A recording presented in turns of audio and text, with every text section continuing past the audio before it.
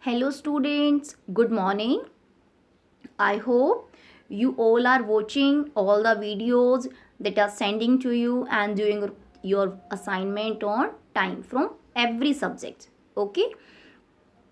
If suppose you are not watching videos every day, you are not doing your home assignment every day, so beta there is no use of making these kind of videos and sending to you. Teachers are doing more efforts, every teacher is doing more efforts to sending these videos, so make it useful for you. So watch and do your work on regular basis.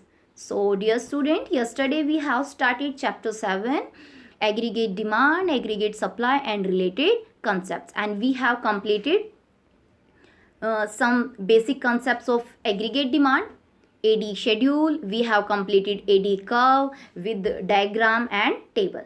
So today we will going to start our topic, that is components of AD. It means what includes in AD, what factors are included in AD. Okay, so components of AD is divided into two categories. It will studied in two types of economy. The first is components of AD in closed economy, and second one is components of AD in open economy. So first of all, we will learn about closed economy. So what is a closed economy?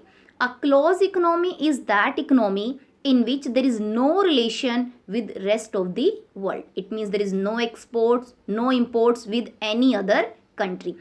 Okay, and what is open economy? Open economy means it is that economy in which we are doing exports, we are doing imports with rest of the world. It means there is no foundation, there is no boundaries across the world. Easily we are sending goods to abroad, we are importing goods from abroad. Okay, so again, closed economy divide into two categories. Okay, it means there is no relation with the rest of the world. Other than we can divide closed economy two parts. Two sector closed economy. Two sector means here are only two sectors. C, that is consumer, and I, that is investment sector. It means producer sector. So it means in closed economy, two sector economy, there is no role of government. Consumers are free to buy anything, producers are free to produce anything. Okay, so in two sector closed economy there are only two sector, household which is represented by C, and second one is producer sector which is presented by I. Okay, and the second part is three sector closed economy. So there is one more sector other than C and I. AD equals to C plus I plus G. In this economy is closed, but there is a role of government. It means government is in the force. There is a command on producers what they are going to produce, so decided by government. So in two sector economy there is no role of government. Okay, AD equals to C plus I, or in three sector economy AD equals to C plus I plus G. It means there is a role of government. Okay, so I think closed economy is completed, and hope you understand that point. Next is components of AD in open economy.